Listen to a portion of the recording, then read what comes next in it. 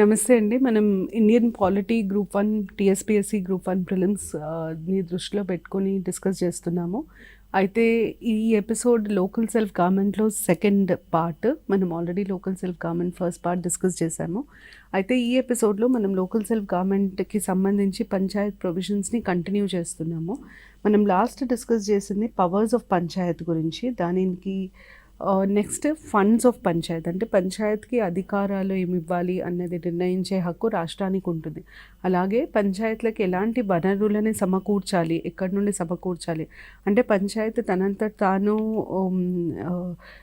ట్యాక్సులు విధించచ్చా, లేకపోతే రాష్ట్ర ప్రభుత్వం వారికి వనరులు ఇస్తుందా, ఇట్లాంటివి పంచాయత్లకు సంబంధించి నిర్ణయాలు రాష్ట్రమే తీసుకుంటుంది. అయితే 243H funds, powers to impose taxes by and funds of Panchayat గురించి సంబంధించిన సమాచారం ఇస్తుంది. బేసిక్గా 243H ఏమంటుందంటే పంచాయత్లకు సంబంధించి ఎట్లాంటి నిధులు కానీ వనరులను కానీ సమకూర్చే అధికారం రాష్ట్రానికి ఉంటుంది. అంటే పంచాయత్లకి ఎలాంటి ట్యాక్సెస్ వేసే హక్కు ఇవ్వాలి, పంచాయత్లకి రాష్ట్రం కలెక్ట్ చేసే ట్యాక్సెస్లలో ఎంత భాగం ఇవ్వాలి, ఎంత శాతం ఇవ్వాలి, అలాగే పంచాయత్లకు కూడా గ్రాంట్స్ నీడ్. ఇప్పుడు మనం రాష్ట్రానికి కేంద్రం ఎట్లా గ్రాంట్స్ నీడ్ ఇస్తుందో అట్లాగే రాష్ట్రం పంచాయత్లకి గ్రాంట్స్ నీడ్ ఇస్తుంది. అంటే సెంటర్ ఏమో స్టేట్స్కి ఇస్తుంది, స్టేట్ ఏమో లోకల్ సెల్ఫ్ గవర్నమెంట్కి గ్రాంట్స్ ఎయిడ్ ఇస్తుంది. గ్రాంట్స్ ఎయిడ్ ఇచ్చే అధికారం, పంచాయత్కి సంబంధించిన అన్ని నిధులని వేరే ఫండ్ లాగా స్థాపించే అధికారం రాష్ట్రానికి ఉంటుంది. ఇవేవైనా రాష్ట్రం చేయొచ్చు, చేయకపోవచ్చు. దాని తర్వాత నెక్స్ట్ మనకి ఫైనాన్స్ కమిషన్ గురించి తెలియాలి. ఇది స్టేట్ ఫైనాన్స్ కమిషన్, ఇది యూనియన్ ఫైనాన్స్ కమిషన్ కాదు, state finance commission. State finance commission గురించి మనకి ఏం తెలియాలి, ఏం డీటెయిల్స్ తెలియాలి, ఏం ఇంపార్టెంట్ అన్నది మనం డిస్కస్ చేసుకుంటే, స్టేట్ ఫైనాన్స్ కమిషన్కి సంబంధించి మనకి ఫస్ట్ ప్రప్రథమంగా తెలవాల్సింది ఎవరు అపాయింట్ చేస్తారు. స్టేట్ ఫైనాన్స్ కమిషన్ని అపాయింట్ చేసే పవర్ గవర్నర్కి ఉంటుంది. స్టేట్ ఫైనాన్స్ కమిషన్ అధికారాలు ఏంటి అంటే బాధ్యతలు ఏంటి. ఫస్ట్ బాధ్యత ఏంటంటే ఎట్లాంటి ట్యాక్సెస్, టోల్స్ ఇవన్నీ పంచాయత్లకి ఇవ్వచ్చు, అంటే పంచాయత్లే విధించే ట్యాక్సులు, టోల్స్ ఏవి. దాని తర్వాత రాష్ట్ర ప్రభుత్వానికి వచ్చే నిధులలో స్టేట్కి వచ్చే ఇన్కంలో, స్టేట్ ట్యాక్సెస్లో పంచాయత్కి ఎంత షేర్ ఇవ్వాలి, పంచాయత్కి ఇవ్వాల్సిన షేర్ ఎంత, పంచాయత్ షేర్ ఎంత, ఇది రెండోది.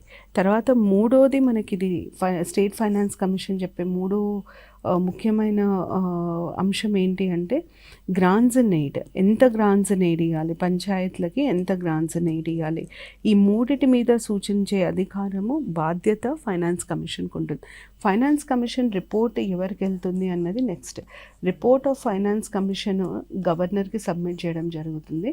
ఈ ఫైనాన్స్ కమిషన్ రిపోర్ట్ గవర్నర్ గారు మళ్ళీ స్టేట్ లెజిస్లేచర్, రాష్ట్ర శాసనసభకి ఇవ్వడం జరుగుతుంది, లెజిస్లేచర్కి పంపించడం జరుగుతుంది. ఇది ఫైనాన్స్ కమిషన్కి సంబంధించిన ఇన్ఫర్మేషన్. ఈ article number important. 243I state finance కమిషన్కి సంబంధించిన ఇన్ఫర్మేషన్ ఇస్తుంది మనకి. దాని తర్వాత 243J ఆడిట్ ఆఫ్ అకౌంట్స్. ఇప్పుడు పంచాయతీలకు సంబంధించి కూడా లెక్కలు ఉంటాయి. ఈ లెక్కలని ఎవరు చెక్ చేస్తారు, ఆడిటింగ్ ఎవరు చేస్తారు అన్న ప్రశ్నకి 243J ఇచ్చే సమాధానం ఏంటంటే పిఆర్ఐకి సంబంధించినంత వరకు ఆడిటింగ్ చేసే బాధ్యతలు ఎవరికి ఇవ్వాలి అన్నది రాష్ట్రం నిర్ణయించుకుంటుంది, రాష్ట్ర ప్రభుత్వం నిర్ణయించుకుంటుంది. దాంట్లో కేంద్రానికి ఏ రకమైన రోల్ ఉండదు. అంటే క్యాగ్కి ఏ రకమైన అధికారం ఉండదు ఆడిట్ ఆఫ్ అకౌంట్స్కి సంబంధించి. ఇది ఆడిట్ ఆఫ్ అకౌంట్స్కి సంబంధించిన ఇన్ఫర్మేషన్. సో 243J ఏమంటుందంటే ఆడిట్ ఆఫ్ అకౌంట్స్, క్యాగ్కి ఏ రకమైన పవర్ ఉండదు పంచాయత్ అకౌంట్స్ని ఆడిట్ చేయడానికి. క్యాగ్ ఎక్కడి వరకు ఇంటర్ఫియర్ అవుతుందంటే, ఉదాహరణకి స్వచ్ఛ భారత్ అభియాన్ కింద పంచాయత్లకి 1 కోటి రూపాయలు సెంటర్ ఇచ్చింది, కేంద్ర ప్రభుత్వం ఇచ్చింది. ఆ 1 కోటి రూపాయల వరకే క్యాగ్ ఆడిట్ చేస్తుంది. అంతేగాని పంచాయత్ నిధులు మొత్తాన్ని ఆడిట్ చేసే అధికారం క్యాగ్కు ఉండదు. ఇది క్యాగ్కి సంబంధించి 243Jకి సంబంధించిన information. So audit of accounts ఎవరు చేయాలన్న డిసైడ్ చేసేది కూడా స్టేట్ లెజిస్లేచర్. దాని తర్వాత next 243K election commission, state election కమిషన్కి సంబంధించిన ఇన్ఫర్మేషన్ ఇస్తుంది. 243K ఏమంటుందంటే స్టేట్ ఎలక్షన్ కమిషన్ని ఎవరు అపాయింట్ చేస్తారు అంటే గవర్నర్ అపాయింట్ చేస్తారు. స్టేట్ ఎలక్షన్ కమిషన్ని ఒక్కసారి గవర్నర్ అపాయింట్ చేస్తే తీసేసే అధికారం ప్రెసిడెంట్కి మాత్రమే ఉంటుంది. స్టేట్ ఎలక్షన్ కమిషన్కి ఎన్ని రోజుల వ్యవధి ఉంటుందంటే టెన్యూర్ ఏంటి, కండిషన్స్ ఆఫ్ సర్వీస్ ఏంటి, అంటే వారికి ఇచ్చే జీతం ఎంత, ఇవన్నీ కూడా నిర్ణయించే అధికారం గవర్నర్కి మాత్రమే ఉంటుంది. Tenure conditions of service are determined by governor, కానీ తీసేసేది మాత్రం ప్రెసిడెంట్. ఇది చాలా చాలా ముఖ్యమైన అంశం. స్టేట్ ఎలక్షన్ కమిషనర్ని అపాయింట్ చేసే అధికారం గవర్నర్కి ఉంటుంది, తీసేసే అధికారం ప్రెసిడెంట్కి ఉంటుంది. అంటే తీసేయడం అంటే ఊరికనే తీసేయడం కాదు, హైకోర్టు జడ్జికి మనం పాటించే విధి విధానాన్ని స్టేట్ ఎలక్షన్ కమిషనర్ని తీసేయడానికి పాటించాలంటే పార్లమెంటు ద్వారా ఆమోదం తీసుకొని దాని తర్వాత రాష్ట్రపతి స్టేట్ ఎలక్షన్ కమిషనర్ని తీసేయచ్చు. ఇది స్టేట్ ఎలక్షన్ కమిషన్కి సంబంధించిన సమాచారం. మీరు ఇంకొక పాయింట్ ఇక్కడ గుర్తుపెట్టుకోవాల్సింది ఏంటంటే రాష్ట్ర శాసనసభ ఎన్నికలని కండక్ట్ చేసేది మాత్రం కేంద్ర election commission. State election commission, రాష్ట్ర ఎలక్షన్ కమిషన్ యొక్క ముఖ్య ఉద్దేశము పంచాయత్ మున్సిపాలిటీస్ ఎలక్షన్స్ కండక్ట్ చేయడం మాత్రమే. స్టేట్ ఎలక్షన్స్కి స్టేట్ ఎలక్షన్ కమిషన్కి ఏ రకమైన సంబంధం ఉండదు. స్టేట్ ఎలక్షన్ కమిషన్ వృద్ధిలోకి వచ్చిందంటే ఉనికిడిలోకి వచ్చిందే 73rd కాన్స్టిట్యూషనల్ అమెండ్మెంట్ ద్వారా. సో స్టేట్ ఎలక్షన్ కమిషన్కి స్టేట్ ఎలక్షన్స్కి ఏ రకమైన సంబంధం ఉండదు. ఇది 243K. 243M ఏం చెప్తుందంటే కొన్ని ప్రాంతాలలో మనకి పంచాయత్ ఈ పార్ట్లో ఇచ్చిన ప్రొవిజన్స్ వర్తించవు. ఎక్కడెక్కడ వర్తించవు అంటే షెడ్యూల్డ్ ఏరియాస్లో వర్తించవు. షెడ్యూల్డ్ ఏరియాస్లో ఇవి ఎందుకు వర్తించవంటే షెడ్యూల్డ్ ఏరియాస్కి సంబంధించి ఇంకొక చట్టం ఉంటుంది, దాన్నే మనం పెసా అని అంటాం, Panchayat Raj extension for scheduled areas act అని అంటాం. పెసా ద్వారా షెడ్యూల్డ్ ఏరియాస్లో పెసానే వర్తిస్తుంది, కానీ పంచాయత్ రాజ్కి సంబంధించిన లాస్ వర్తించవు. ఇది ఆర్టికల్ 243Mకి సంబంధించిన సమాచారం. అంటే మీకు బేసిక్గా పంచాయత్ రాజ్ యాక్ట్ అంటే పార్ట్ 9 ఆఫ్ ద కాన్స్టిట్యూషన్ ఎక్కడ వర్తించదు అని అడుగుతారు. షెడ్యూల్డ్ ఏరియాస్లో వర్తించదు. మరి షెడ్యూల్డ్ ఏరియాస్ కోసం ఉండే చట్టం పేరు Panchayat Raj extension for scheduled areas act. దాన్ని మనం పెసా అని అంటాం. 1996లో వచ్చిన చట్టం ఇది మీకు తెలిస్తే సరిపోతుంది. దాని తర్వాత నెక్స్ట్ మనకి ఇంకొక ఇంపార్టెంట్ పాయింట్ ఇక్కడ చెప్పేది ఏంటంటే షెడ్యూల్డ్ కాస్ట్లకి పంచాయత్ రాజ్లో అరుణాచల్ ప్రదేశ్లో రిజర్వేషన్ ఉండదు. ఇది చాలా చాలా ఇంపార్టెంట్. షెడ్యూల్ కాస్ట్లకి అరుణాచల్ ప్రదేశ్ రాష్ట్రంలో పంచాయత్ రాజ్లలో రిజర్వేషన్ ఉండదు. ఎందుకంటే షెడ్యూల్డ్ కాస్ట్ అక్కడ ఉండరు. అరుణాచల్ ప్రదేశ్ ఇవన్నీ ట్రైబల్ స్టేట్స్ కాబట్టి ఇక్కడ షెడ్యూల్ కాస్ట్కి ఎలాంటి రిజర్వేషన్ ఉండదు. ఇది ఇంపార్టెంట్. ఏ స్టేట్లో ఉండదు అని కాన్స్టిట్యూషన్లో ఇవ్వడం జరిగింది అన్నది ఇంపార్టెంట్. అరుణాచల్ ప్రదేశ్. దాని తర్వాత నెక్స్ట్ ఎలక్షన్స్కి సంబంధించి ఎలాంటి గొడవలున్నా ఎట్లాంటి కేసులున్నా అవి ఎవరు రిజాల్వ్ చేస్తారు పంచాయత్ ఎలక్షన్స్కి సంబంధించి అని అంటే ఈ ఆర్టికల్ ఏం చెప్తుందంటే ఎవరు రిజాల్వ్ చేస్తారు అన్నది స్టేట్ నిర్ణయిస్తుంది. అంటే state will decide which authority will have the power to resolve election disputes related to Panchayat elections. కోర్టుకి వెళ్ళవవి. కోర్టు నిర్ణయించాలా లేదా అన్నది నిర్ణయించేది కూడా state will decide who will resolve election disputes for in Panchayat elections. ఇది 243O. దీంతో మనం పంచాయత్స్కి సంబంధించిన పార్ట్ కంప్లీట్ చేశాము. నెక్స్ట్ మనం మున్సిపాలిటీస్కి సంబంధించిన పార్ట్ డిస్కస్ చేయాలి. అయితే మున్సిపాలిటీస్కి పంచాయత్స్కి దాదాపుగా ప్రొవిజన్స్ సేమ్ ఉంటాయి. మనం ఇప్పుడు మున్సిపాలిటీస్కి సంబంధించిన ప్రొవిజన్స్ డిస్కస్ చేద్దాం. మున్సిపాలిటీస్కి సంబంధించిన ప్రొవిజన్స్ పార్ట్ 9Bలో ఇవ్వడం జరిగింది. అయితే మున్సిపాలిటీస్కి సంబంధించి నేను ఇంతకుముందు చెప్పినట్టు పంచాయత్స్కి మున్సిపాలిటీస్కి కామన్ ప్రొవిజన్స్ ఎక్కువ ఉంటాయి. నేను ఒకసారి మున్సిపాలిటీస్కి సంబంధించిన ఇన్ఫర్మేషన్ ఇచ్చినాక కొన్ని రెండింటిని కలిపి, అంటే మున్సిపాలిటీస్ పంచాయత్స్ని కలిపి అడిగిన ప్రశ్నలు కూడా కొన్ని ఉన్నాయి, వాటిని కూడా మనం డిస్కస్ చేద్దాము. అయితే ఫస్ట్ మనకు తెలియాల్సింది ఏంటంటే, first municipal corporation in India ఎక్కడ స్థాపించారో ఇది చాలాసార్లు అడిగారు. First municipal corporation of India మెడ్రాస్లో స్థాపించడం జరిగింది, 1687లో స్థాపించడం జరిగింది. దాని తర్వాత బాంబే, కాల్కటాలో 1726లో స్థాపించడం జరిగింది. తర్వాత నెక్స్ట్ క్వశ్చన్ చాలా కామన్గా అడిగింది ఏంటంటే, నగర్ పాలికా బిల్ దీన్ని ఎవరు ఇంట్రడ్యూస్ చేశారు అని అడిగిండ్రు. నగర్ పాలికా బిల్ అన్నది ఇంట్రడ్యూస్ చేసింది మన రాజీవ్ గాంధీ గవర్నమెంట్, కానీ ఇది కూడా పాస్ అవ్వలేదు. ఫైనల్గా మున్సిపాలిటీస్ కాన్స్టిట్యూషన్లో ఎవరు ఇంక్లూడ్ చేశారు అంటే పివి నరసింహారావు గారు ఇంక్లూడ్ చేశారు. 74th కాన్స్టిట్యూషనల్ అమెండ్మెంట్ ద్వారా ఇంక్లూడ్ చేయడం జరిగింది. డేట్ ఇంపార్టెంట్, ఎప్పటి నుండి ఇది ఇంప్లిమెంట్ అయింది, కమెన్స్ అయింది, ఎన్ఫోర్స్ అయింది అంటే 1 జూన్ 1993 నుండి ఇది ఎన్ఫోర్స్ అవ్వడం జరిగింది. దాని తర్వాత నెక్స్ట్ మనకు తెలియాల్సింది ఏంటంటే, 74th అమెండ్మెంట్లో ఏమేమి ఉంటాయి. పార్ట్ 9A ఒకటి, 243P to 243ZG, ఇంకా షెడ్యూల్ 12, ఈ 3 ఉంటాయి అన్నమాట. దాని తర్వాత నెక్స్ట్ మనకు తెలియాల్సింది 243P కింద మెట్రోపాలిటన్ ఏరియా అని దేన్ని అంటారు. ఏ ప్లేస్ అయినా, ఏ ప్రాంతమైనా 10 లక్షల లేదా దానికంటే ఎక్కువ జనాభా ఉండాలి. ముందు 10 లక్షలు కంటే ఎక్కువ జనాభా, 10 lakhs or more పాపులేషన్ ఒక డిస్ట్రిక్ట్లో ఉండొచ్చు లేదా ఇంకా ఎక్కువ డిస్ట్రిక్ట్స్లలో. అంటే ఉదాహరణకి ఇప్పుడు హైదరాబాద్ ఉందనుకోండి, గ్రేటర్ హైదరాబాద్ మున్సిపల్ కార్పొరేషన్ అంటాం, జిహెచ్ఎంసీ ఉట్టి హైదరాబాద్కే పరిమితం కాలే. కొంచెం జిహెచ్ఎంసీ రంగారెడ్డిలో ఉంటుంది, కొంచెం జిహెచ్ఎంసీ పార్ట్ నల్గొండలో, అంటే పాత డిస్ట్రిక్ట్స్ కంపేర్ చేస్తే నల్గొండ, ఇప్పుడు సూర్యాపేట అంటున్నాం, కొంత జిహెచ్ఎంసీ పార్ట్ మహబూబ్ నగర్, అట్లా కొంచెం కొంచెం వేరే డిస్ట్రిక్ట్స్లో కూడా స్ప్రెడ్ అవుతుంది. So 1 or more districts. అదే మీరు వరంగల్ తీసుకోండి, Hanmakonda, Warangal greater municipal corporation ఉట్టి వరంగల్ వరకే పరిమితమై ఉంటుంది. దాని తర్వాత having 2 or more municipalities or panchayats or other contagious areas అంటే ఏంటంటే, ఇప్పుడు ఆ సిటీలో ఉన్న డెవలప్మెంట్ దాని చుట్టుపక్కల ఏరియాస్ని కూడా డెవలప్ చేస్తే మనం ఆ చుట్టుపక్కల ఏరియాస్ని కంటేజియస్ ఏరియాస్ అంటాం. మీకు ఇది అర్థం కావడానికి సింపుల్ ఎగ్జాంపుల్ ఏంటంటే, మీరు ఒకవేళ భూమి కొనాలి అనుకుంటున్నారు, ఇన్వెస్ట్మెంట్కి ల్యాండ్ కొనాలనుకుంటున్నారు, సిటీ లోపల ల్యాండ్ ప్రిఫర్ చేస్తామా, సిటీ చుట్టుపక్కల ల్యాండ్ ప్రిఫర్ చేస్తామా అంటే, ఎక్కువ రేటు పెరగాలి తొందరగా అనుకున్న వాళ్ళు సిటీ చుట్టుపక్కల ల్యాండ్ని ప్రిఫర్ చేస్తారు. ఎందుకంటే ఈ రోజున్న రేటుకి రేపున్న రేటు ఖచ్చితంగా పెరుగుదల ఉంటుంది.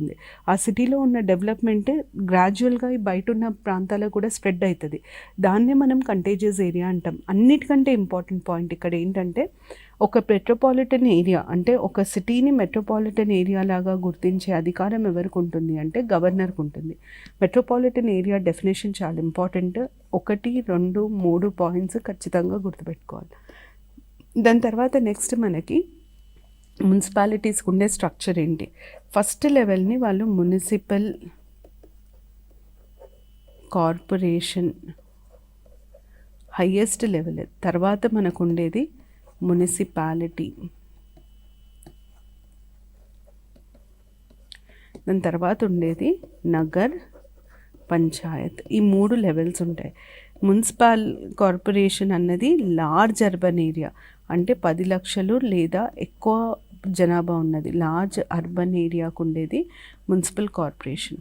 మున్సిపాలిటీ అన్నది స్మాల్ అర్బన్ ఏరియా, 10 లక్షల కంటే తక్కువ జనాభా ఉన్నది మున్సిపాలిటీ అవుతుంది.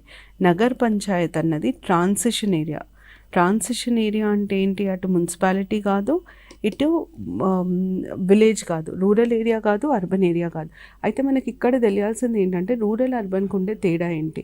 రూరల్ అర్బన్కి ఉండేది ముందు జనాభా, జనసాంద్రత, పాపులేషన్ డెన్సిటీ ఎంత ఉంది, దాని తర్వాత ఆ ఏరియాలో వృత్తులు ఏం వృత్తులలో వారు ఉన్నారు అంటే, వ్యవసాయ సంబంధిత వృత్తిలో ఉన్నవాళ్ళు తక్కువ ఉండాలి, ఇతర వృత్తులలో ఉన్న వాళ్ళు ఎక్కువ ఉండాలి.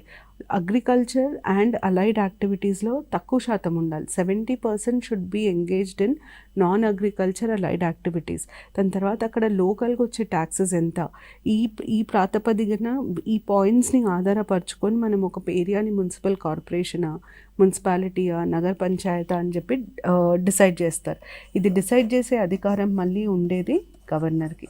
ఎవరు డిసైడ్ చేస్తారు అంటే గవర్నర్ డిసైడ్ చేస్తారు. ఈ రైట్ గవర్నర్కి ఉంటుంది. So parameters for deciding an area as transition area, smaller urban area, larger urban area, ఇది ఎవరు చేస్తారు అంటే ఏ ఏ ఏ ఆధారంగా చేస్తారు అంటే ముందు జనాభా, తర్వాత జన సాంద్రత, పాపులేషన్ డెన్సిటీ, దాని తర్వాత లోకల్ అడ్మినిస్ట్రేషన్ ద్వారా వచ్చే రెవెన్యూ, లోకల్ ట్యాక్సెస్ ఎంత వస్తాయి, దాని తర్వాత percentage of employment in non agricultural activities, వ్యవసాయ ఇతర రంగాలలో పనిచేసే వారి శాతం ఎంత ఉంది, దాని తర్వాత ఈ ప్రాంతాన్ని ప్రభుత్వం ఎట్లా ముందుకు తీసుకెళ్దాం అనుకుంటుంది, ఎట్లా వృద్ధిలోకి తీసుకొద్దాం అనుకుంటుంది, ఎకనామిక్ ఇంపార్టెన్స్. సడన్గా గవర్నమెంట్ ఇక్కడ టెక్స్టైల్ పార్క్ పెడతాము, లేదా ఫుడ్ ప్రాసెసింగ్ యూనిట్ పెడతాము, టెలికాం సెక్టర్కి సంబంధించి ఏదైనా పెడతాము, ఎలక్ట్రానిక్ సిటీ అంటాం, ఇట్లాంటి డెవలప్మెంట్స్ అనౌన్స్ చేసినప్పుడు ఆటోమేటిక్గా అక్కడికి జనాభా ఎక్కువ వస్తారు. సో ఎట్లాంటి విజన్ ఉంది గవర్నమెంట్, దీన్ని ఎట్లా డెవలప్ చేయబోతుంది, ఈ 5 పారామీటర్స్ని బేస్ చేసుకొని డిక్లరేషన్ ఇచ్చేది మాత్రం గవర్నర్. సో ఒక ఏరియాని అర్బన్ ఏరియా లాగా డిక్లేర్ చేయాలి. అర్బన్ ఏరియా మెట్రోపాలిటన్ ఏరియా కావచ్చు, మున్సిపాలిటీ కావచ్చు, నగర పంచాయతీ కావచ్చు, ఈ 3 డిక్లేర్ చేసే అధికారం గవర్నర్కి ఉంటుంది. ఇది ఇంపార్టెంట్, ఈ point important.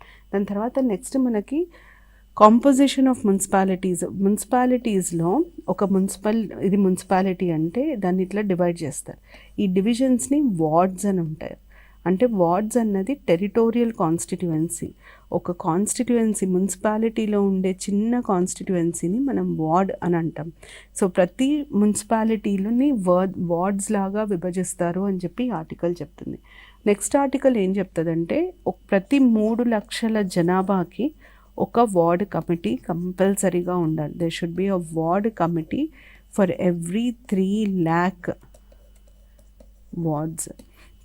Ward committee for every 3 lakhs population, కంపల్సరీగా వార్డ్ కమిటీస్ ఉండాలి. ఇది 3 lakhs పాపులేషన్కి. దాని తర్వాత నెక్స్ట్ రిజర్వేషన్స్ ఏవైతే మనం పంచాయత్స్కి చెప్పుకున్నామో సేమ్ రిజర్వేషన్స్, అంటే 33% వచ్చేసి విమెన్కి, మినిమం 33. దాని తర్వాత ఎస్సీకి ఎస్టీకి వచ్చేసి పాపులేషన్ ఆధారంగా ఇవ్వాలి. బీసీకి వచ్చేసి వారికి ఎంత పర్సంటేజ్ ఇవ్వాలన్నది రాష్ట్ర ప్రభుత్వం నిర్ణయిస్తుంది. ఇది సేమ్ మీకు పంచాయత్స్లో ఏముంటుందో అదే ఉంటుంది. నెక్స్ట్ మనకి డ్యూరేషన్ ఆఫ్ మున్సిపాలిటీస్. డ్యూరేషన్ కూడా 5 ఏళ్ళు. ఫస్ట్ మీటింగ్ నుండి 5 years ఉంటుంది. ఈ డ్యూరేషన్ కంప్లీట్ కాకముందే new municipality should be elected. అంటే ఎలక్షన్స్ ఈ 5 ఏళ్ల లోపే కండక్ట్ చేయాలి. ఒకవేళ 5 ఏళ్ల లోపు వాటిని ఏదైనా కారణం ద్వారా డిజాల్వ్ చేయడం జరిగితే ఆ డిజల్యూషన్ అయిన రోజు నుండి 6 నెలలలో ఎలక్షన్స్ కంపల్సరీగా కండక్ట్ చేయాలి. దాని తర్వాత నెక్స్ట్ డిస్క్వాలిఫికేషన్ ఫ్రమ్ మెంబర్షిప్ ఏ ఆధారంగా జరుగుతుందంటే 21 years లోపు వయసు ఉన్నట్టు తెలిస్తే, లేదా రాష్ట్రం ద్వారా ఏదైనా చట్టం కింద, నేను దీని మీద పంచాయత్స్లో ఆల్రెడీ ఎక్స్ప్లెయిన్ చేశాను, డొమెస్టిక్ వైలెన్స్లో పనిష్మెంట్ వచ్చినా, బైగమీ ఉన్నా, లేదా 2 పిల్లల కంటే ఎక్కువ ఉన్నా, 10th అన్న మినిమం క్వాలిఫికేషన్, ఇట్లాంటి కండిషన్స్ పెట్టడం జరుగుతుంది స్టేట్ మేడ్ లాలో. తర్వాత powers and functions of municipality decide చేసే అధికారం స్టేట్ గవర్నమెంట్కి ఉంటుంది. ఎట్లాంటి అధికారాలు వాళ్ళకి ఇవ్వచ్చు, ఎట్లాంటి పవర్స్ ఉంటాయి వాళ్ళకి, ఎట్లాంటి బాధ్యతలు ఇవ్వచ్చు అన్నది స్టేట్ గవర్నమెంట్ డిసైడ్ చేస్తుంది. అయితే షెడ్యూల్ 12లో దగ్గర 18 బాధ్యతలు, ఫంక్షన్స్ని లిస్ట్ చేయడం జరిగింది. ఈ 18లో ఒకటి కానీ, ఒకటి కంటే ఎక్కువ కానీ, లేదా మొత్తం కానీ మున్సిపాలిటీస్కి ఇచ్చే అధికారం రాష్ట్ర ప్రభుత్వానికి ఉంటుంది. దాని తర్వాత 243X power to impose taxes. ఇది నిధుల గురించి, మున్సిపాలిటీకి సంబంధించి ఫండ్స్ గురించి ఇది. అయితే ఈ ఫండ్స్లో సేమ్ మనం పంచాయత్స్కి ఎట్లా డిస్కస్ చేసామో, ఏ ఫండ్స్, ఏ ట్యాక్సెస్ డైరెక్ట్గా మున్సిపాలిటీ వేయొచ్చు, కలెక్ట్ చేయొచ్చు, అంటే విధించే అధికారం కూడా మున్సిపాలిటీస్కి ఉంటుంది. అలాగే స్టేట్ గవర్నమెంట్ కలెక్ట్ చేసే ట్యాక్సెస్లలో ఎంత శాతం మున్సిపాలిటీస్కి ఇవ్వాలి, గ్రాంట్స్ అండ్ ఎయిడ్ ఎంత ఇవ్వచ్చు, ఇదంతా కూడా రాష్ట్ర ప్రభుత్వం డిసైడ్ చేస్తుంది, స్టేట్ గవర్నమెంట్ డిసైడ్ చేస్తుంది వీటి మీద. అంటే మున్సిపాలిటీకి సంబంధించి అధికారాలు నిధులు మీద ఏ రకమైన నిర్ణయం తీసుకునే అధికారమైన రాష్ట్ర ప్రభుత్వానికి ఉంటుంది. మిగతాయన్నీ వేరు. కానీ మున్సిపాలిటీకి సంబంధించి అధికారాలు నిర్ణయాలు, అధికారాలు నిధులకి సంబంధించిన ఇన్ఫర్మేషన్ సంబంధించిన డెసిషన్ మాత్రం స్టేట్ గవర్నమెంట్ ఉంటుంది. మున్సిపాలిటీస్లో ఎంతమంది సభ్యులు ఉండాలి, ఎలక్షన్స్ ఎప్పుడు జరగాలి, ఎవరు కండక్ట్ చేయాలి, ఇవన్నీ డిసైడ్ చేసే అధికారం ఇవన్నీ ఆల్రెడీ కాన్స్టిట్యూషన్లో డిసైడ్ చేయడం జరిగింది. అంటే మనం పంచాయత్స్లో ఎట్లా కంపల్సరీ ప్రొవిజన్స్, వాలంటరీ ప్రొవిజన్స్గా చెప్పుకున్నామో దీంట్లో కూడా కంపల్సరీ ప్రొవిజన్స్, వాలంటరీ ప్రొవిజన్స్ ఉంటాయి. వాలంటరీ ప్రొవిజన్స్ కింద అతి ముఖ్యమైన అధికారాలు, నిధులు ఈ రెండు రాష్ట్ర ప్రభుత్వమే నిర్ణయిస్తుంది. కాన్స్టిట్యూషన్లో ఖచ్చితంగా చెప్పడం జరగదు. దాని తర్వాత నెక్స్ట్ మనకి ఫైనాన్స్ కమిషన్. మనము పంచాయత్ రాజ్ కింద డిస్కస్ చేసిన finance commission, same finance commission ఇక్కడ కూడా వస్తుంది. సేమ్ అదే ఫైనాన్స్ కమిషన్ని అపాయింట్ చేస్తారు ఫైనాన్షియల్ పొజిషన్ని రివ్యూ చేయడానికి. దాని తర్వాత నెక్స్ట్ మనకి audit of accounts of municipalities. Audit of accounts of municipalities ఎవరు చేస్తారు అంటే రాష్ట్ర ప్రభుత్వం నిర్ణయించిన సంస్థ చేస్తుంది. State government decides. ఎవరు దీన్ని ఆడిట్ చేయాలి అనే డెసిషన్ స్టేట్ గవర్నమెంట్ తీసుకుంటుంది. దాని తర్వాత next elections to municipalities. Elections to municipalities conduct చేయడానికే మనకు election commission, state election commission ఉంటుంది. స్టేట్ ఎలక్షన్ కమిషన్ని అపాయింట్ చేసే అధికారం గవర్నర్ది, వీరిని తీసేసే అధికారం ప్రెసిడెంట్కు ఉంటుంది. వీరికి ఎంత కాల పరిమితి ఉంటుంది, టెన్యూర్ ఎంత ఉంటుంది, వారి శాలరీస్, అలవెన్సెస్, ఇతర కండిషన్స్ ఆఫ్ సర్వీస్ ఇవన్నీ డిసైడ్ చేసే అధికారం కూడా గవర్నర్కి ఉంటుంది. ఒకరే ఎలక్షన్ కమిషనర్ ఉంటారు, వారే Panchayat elections, municipal elections conduct చేస్తారు. కానీ ఎలక్షన్ కమిషనర్కి స్టేట్ ఎలక్షన్స్లో మాత్రం ఎలాంటి రోల్ ఉండదు. దాని తర్వాత next application to union territories. ఇప్పుడు మున్సిపాలిటీస్కి సంబంధించిన ఈ ప్రొవిజన్స్ యూనియన్ టెరిటరీస్కి అప్లై అవుతాయా అవ్వవా అన్నదానికి ఆన్సర్ అప్లై అవ్వవు. ప్రెసిడెంట్ ఇవి అప్లై అవ్వాలి అని సపరేట్గా ఒక ఆర్డర్ ఇస్తే కానీ అవి అప్లై అవ్వవు. అది యూనియన్ టెరిటరీస్కి సంబంధించి. దాని తర్వాత నెక్స్ట్ ఏ ఏరియాస్కి ఇది అప్లై కాదు అంటే షెడ్యూల్డ్ ఏరియాస్కి ఇది అప్లై కాదు. ఇంతకుముందు నేను పంచాయత్స్లో చెప్పిన సేమ్ అదే ప్యాటర్న్లో ఇక్కడ షెడ్యూల్డ్ ఏరియాస్కి అప్లై అవ్వదు. దాని తర్వాత నెక్స్ట్ ఎస్సీస్కి అరుణాచల్ ప్రదేశ్లో రిజర్వేషన్ ఉండదు. దాని తర్వాత నెక్స్ట్ 243ZD చాలా చాలా ముఖ్యమైన ఆర్టికల్. మీరు ఆర్టికల్ నంబర్ కూడా గుర్తుపెట్టుకోవాలి. ఇది బేసిక్ ఏమంటుందంటే మెట్రోపాలిటన్ ఏరియాకి మెట్రోపాలిటన్ ప్లానింగ్ కమిటీ ఉండాలి అంటది. మనకి ఇప్పుడు హైదరాబాద్కి HMDA అని అంటాం. మెట్రోపాలిటన్ ప్లానింగ్ కమిటీ ఉండాలి. సపరేట్గా ప్లాన్ చేయడానికి, ఆ ఏరియా డెవలప్మెంట్ ప్లాన్ చేయడానికి మెట్రోపాలిటన్ ప్లానింగ్ కమిటీ ఉండాలి. ఎందుకు అంటే ఇప్పుడు ఒక మెట్రోపాలిటన్ ఏరియాకి ఉండే అవసరాలు, సివిక్ నీడ్స్ అంటాం మనం. అంటే మనం సిటిజన్స్కి ఉండే నీడ్స్ చాలా వేరు. ఎందుకు? పాపులేషన్ చాలా ఎక్కువ, పాపులేషన్ డెన్సిటీ చాలా ఎక్కువ. సో వారికి కావాల్సిన సదుపాయాలని ఎట్లా అరేంజ్ చేయాలి అన్న దాని మీద ప్లాన్ చేయడానికి ఒక సపరేట్ కమిటీని ఫామ్ చేయాలి అని 243ZD చెప్తుంది. So provides for the constitution of committee for district planning for consolidating the district plans. Okay, 243ZD మనకి డిస్ట్రిక్ట్ ప్లాన్స్ గురించి చెప్తుంది. 243ZE metropolitan planning committee. So this is district planning committee. ఎందుకు district planning committee ఉండాలి అంటే ఒక డిస్ట్రిక్ట్లో, ఇదొక district అనుకోండి, ఇక్కడ పంచాయత్ ఉంది, ఇవన్నీ పంచాయత్ అనుకోండి, మళ్ళీ ఒక మున్సిపాలిటీ ఉంటుంది, తర్వాత మళ్ళీ ఇవన్నీ చిన్న చిన్న పంచాయతీలు ఉంటాయి, ఇదొక మున్సిపల్ ఏరియా, మళ్ళీ ఇవన్నీ పంచాయత్. ఇప్పుడు మున్సిపాలిటీకి ఉండే అవసరాలు, పంచాయత్కి ఉండే అవసరాలు వేరు. కానీ మనం ఒక ప్లాన్ చేస్తున్నప్పుడు ఆ జిల్లా మొత్తంని దృష్టిలో పెట్టుకొని ప్లాన్ చేయాలి. ఉదాహరణకి ఇప్పుడు ఈ పంచాయత్ నాకు రోడ్ కావాలి అంటుంది. ఈ పంచాయత్లో రోడ్ వేయాలంటే ఖచ్చితంగా దాన్ని ఇక్కడి నుండో లేకపోతే ఎక్కడి నుండో తీసుకురావాలి. అంటే మనం ఆ రోడ్డుని ఉట్టి ఆ విలేజ్కే వేయం, ఇంకా ముందుకు వెనకకు కూడా ఎక్స్టెండ్ చేయాలి.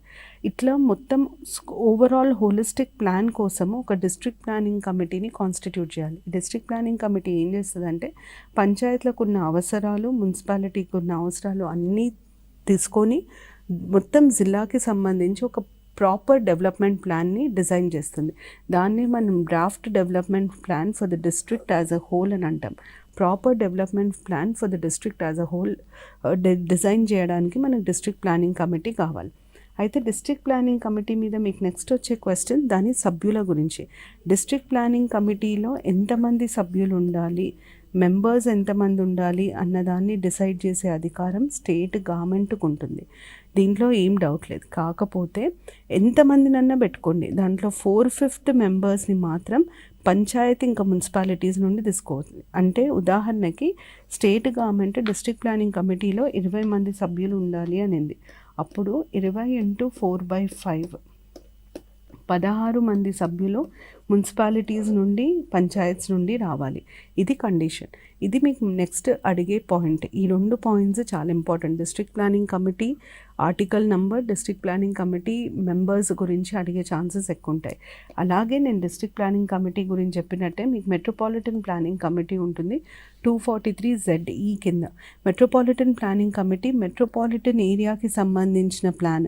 వీరి అవసరాలు చాలా వేరు కాబట్టి వీరికి సంబంధించిన ప్లాన్ని డిజైన్ చేయడానికి మనకి మెట్రోపాలిటన్ ప్లానింగ్ కమిటీని కాన్స్టిట్యూట్ చేయడం జరిగింది. అయితే సేమ్ 2/3 మెంబర్స్ మున్సిపాలిటీస్ నుండి పంచాయత్స్ నుండి రావాలి. టోటల్ మెంబర్లో 2/3 ఇక్కడ ఉంటుంది చూడండి.